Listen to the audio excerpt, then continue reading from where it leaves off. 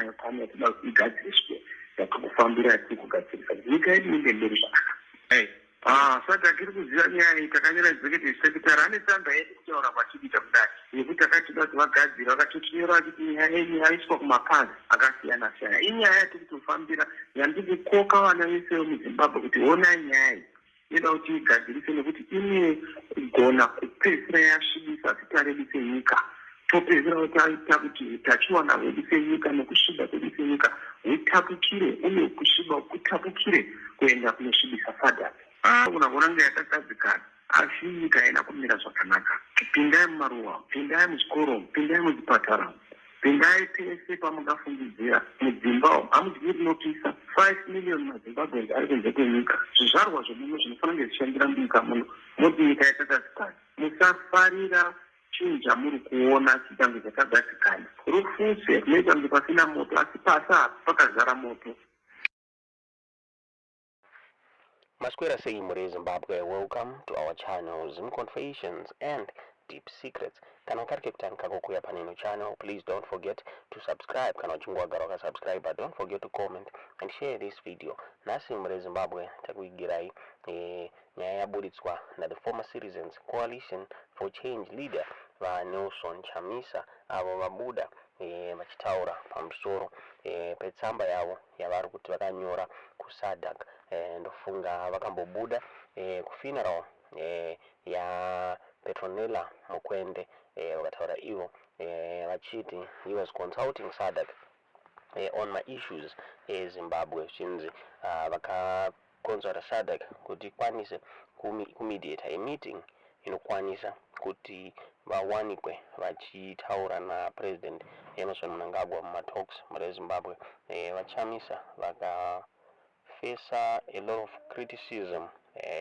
Vanhu vachitaura vachiti VaChamisa is lying about this issue. Zvikanzi how can he consult SADC on this issue? Iye akatadza for matalks, iye akatadza kutaura neSADC pamusoro pema-elections akarigwa mure Zimbabwe. Nofunga pana ma-political analysts yakabuda achitaura nyaya idzodzi mure Zimbabwe. But this time vaNelson Chamisa vadzoka vakataura ivo vachiti pane tsamba yavakatumira kuSADC ende yakaresivwa tsamba iyi kutaura kunoku iri kunzi yaricha vakuru veSADC, so they are waiting for a reply kuti vanzwe kuti zvakamira sei. But and it's true kuti Nelson Chamisa akakonsulta SADC on this issue.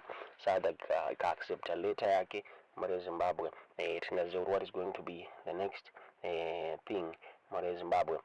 SADC ichawanikwa here ichimediate talks between Nelson Chamisa and Emmerson Mnangagwa. Ndofunga pane audio yatakuvigirai toda kuti munzwe vaNelson Chamisa vachitaura vega pamusoro penyaya iyi. Muhamatudza zvamuri kufunga mucomment section. Vataura zvizhinji muaudio vakataura zvakare vachiti vari kurwadziwa nestate yenyika, mamiriro akaita nyika ari kuvarwadza mure Zimbabwe. Chinzi maminerals chaiwo ari kulutwa. Chinzi people might think kuti nyika yakamira mushe, hanzi asi hazvina kumira mushe. Zimbabwe haina kumira mushe, vana veZimbabwe vari kutambura. So hanzi is going to push for this meeting neSADC vakwanise kuwirirana na President Emmerson Mnangagwa vopave a way for the Zimbabwean economy mure Zimbabwe. Tingazive kuti munoiona sei nyaya iyi. Toda kuti munzwe audio iyi muhamatudza zvamuri kufunga pamusoro penyaya iyi mucomment section.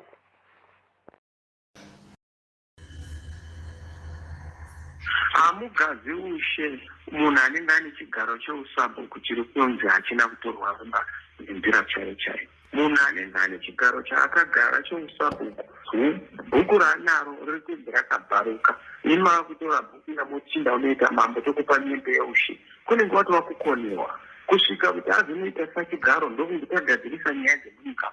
Saka nyaya iyoyi inyaya yatikufambira toda kuti igadziriswe, toda kuti iendeswe mberi. Nokuti isusu toda kuti nyika yedu iite sachigaro. Inyika inoita sachigaro kwete munhu. Saka toda kuti Zimbabwe iite sachigaro. Asi ngaite sachigaro tapedzawo nyaya dzedu.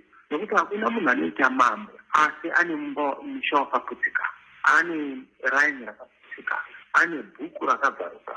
Bhuku ngaritange rasimbiswa kuitira kuti waane bhuku wochigona kunoita ishe kana kuti mambo. Ushe hunogadzana. Asi kana usina kugadzwa bhuku, haugoni kungomuka woita ishe. Ko dzinza rabzotuko kuti ugone kugara ushewo. Ndiyo nyaya yatinayo pamwe toda kuti igadziriswe yakakufambira tiri kugadzirisa. Nyika yedu inenge mberi zvakanaka. SADC iri kuziva nyaya iyi takanyora executive secretary ane tsamba yedu kutaura kwatinoita kudai. Nekuti akatida kuti vagadzira vakatotinyora kuti nyaya yenyu yaiswa kumapazi akasiyana siyana. Inyaya yatiri kutofambira yandiri kukoka vana vese vemuZimbabwe kuti honai nyaya iyi. Inoda kuti igadzirise nekuti inogona kupedzisira yasvibisa titarebise nyika. Topedzisira taita kuti utachiwana hwedu senyika nekusviba kwedu senyika hutapukire uye kusviba kutapukire kuenda kunosvibisa SADC. Kuna kuranga yakagadzikana asi nyika haina kumira zvakanaka. Pindai mumaruwa, pindai muzvikoro, pindai muzvipatara, pindai pese pamungafungidzira. Mudzimba hamudyiri notisa 5 million maZimbabweans ari kunze kwenyika. Zvizvarwa zvemuno zvinofanira kunge zvichishandira munyika muno.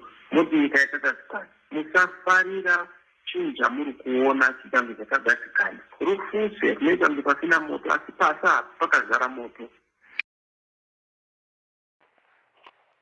Ndofunga mangozvinzwira mega muri Zimbabwe vanonso Chamisa vataura mavanzwa vachitaura ivo vachiti vakanyora tsamba yavakatumira kuSADC. Ndofunga mazhinji vaitaura ivo vachiti vanonso Chamisa vari kunyepa.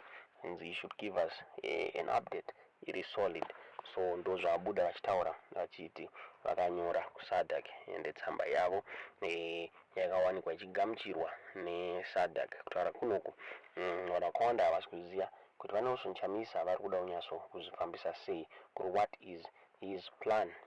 Ndofunga vakabuda vachitaura vachiti is not going to quit politics, and whoever is saying kuti vaChamisa vakasiya politics hanzi ari kunyepa. Vakataura ivo vachiti havasi kuzosiya politics kusvika vazadzisa zvichemo zvevana veZimbabwe zvinzi he is going to let. Vakataura vachiti he was not going to let his supporters down muri Zimbabwe.